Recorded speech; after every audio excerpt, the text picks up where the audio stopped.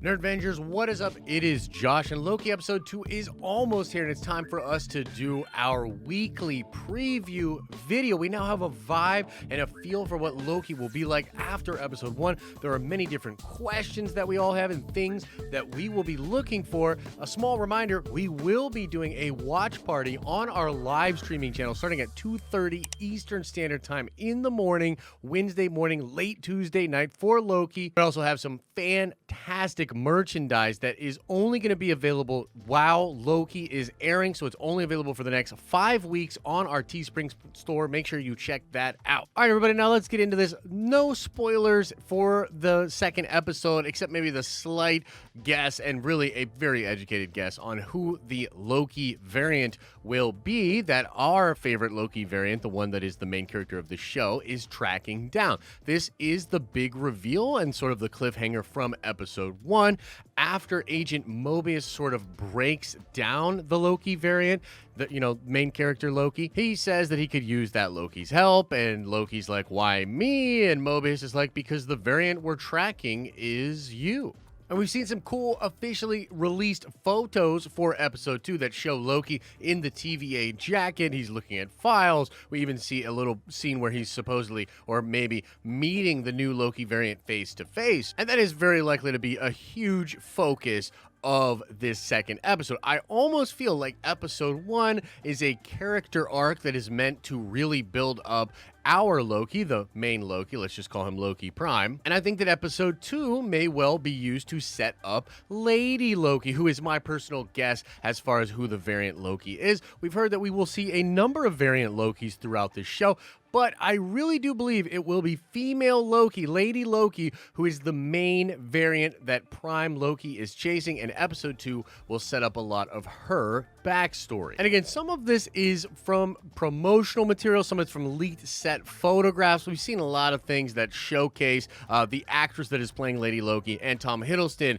very excited and together for some photo shoots and promotion. So we know that that kind of is a big push for the show. It would naturally make sense that the Loki variant that Prime Loki is chasing would be that Lady Loki. And I'm really interested to see how they handle this. You know, some people are like, oh, a lady version of Loki or Loki being gender fluid is weird. Look, if you're a longtime comic book fan, it's just one of those things. It's been this way for a long time, okay? It's not a thing. Loki has been female before. Loki has been young before. Loki has died and resurrected as a different type of Loki before. This is all just normal, run-of-the-mill comic book stuff for Loki, but we do believe this variant will be female and probably prefer to be female or something like that, and maybe that will be explained as well. Regardless, that seems to be the most likely scenario for episode 2, building up that Loki character, perhaps through the Prime Loki doing investigations, being briefed on the mission by Mobius. I do personally expect this episode to be, I guess, on the slower side. If you consider episode 1 slow, I believe it will match the pace of episode 1,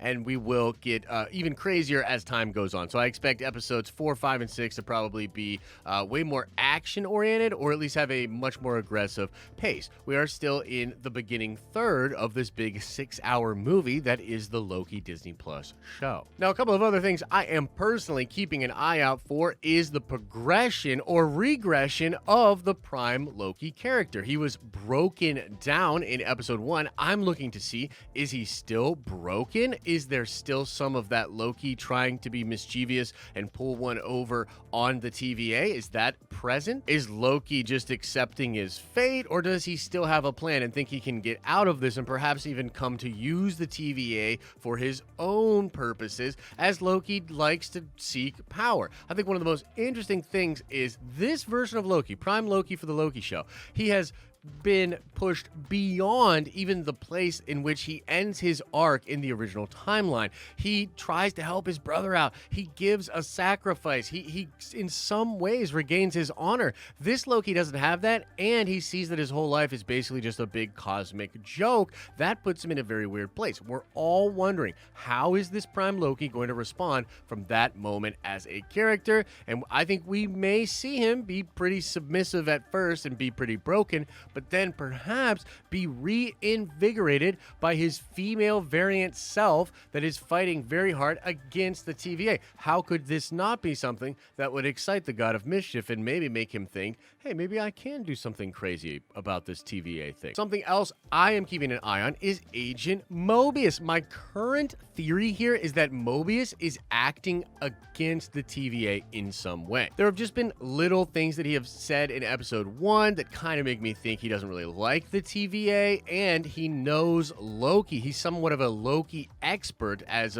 Owen Wilson has admitted in interviews. And so I'm wondering here, could even the lady variant Loki perhaps be being secretly helped by Mobius? And is Mobius trying to get the prime Loki variant to also follow along and continue to cause mischief and break down the TVA? I guess even if that's not what's actually happening, there's still a lot of mystery to the Mobius character. I still want to know, is he clearly working against Loki? Does he totally have allegiance to the TVA? What is going on with this character? And again, I have my doubts as far as to his allegiance, and I really do think he could end up being a person that helped Lady Loki and that is currently helping Prime Loki to maybe overthrow the TVA. Another big thing to keep an eye out for if you're a Marvel fan is any more clarification on the sacred timeline, on the multiverse, and on the rules of time travel. The episode 1 small animated intro film, which really did remind everybody of that Jurassic Park scene where they're explaining the DNA sequencing. Yeah, that little preview thing set all nerds all over the internet into a frenzy of speculation, including myself. It does seem to tease Secret Wars, Multiverse Wars implications, perhaps setting up what will happen in Spider-Man 3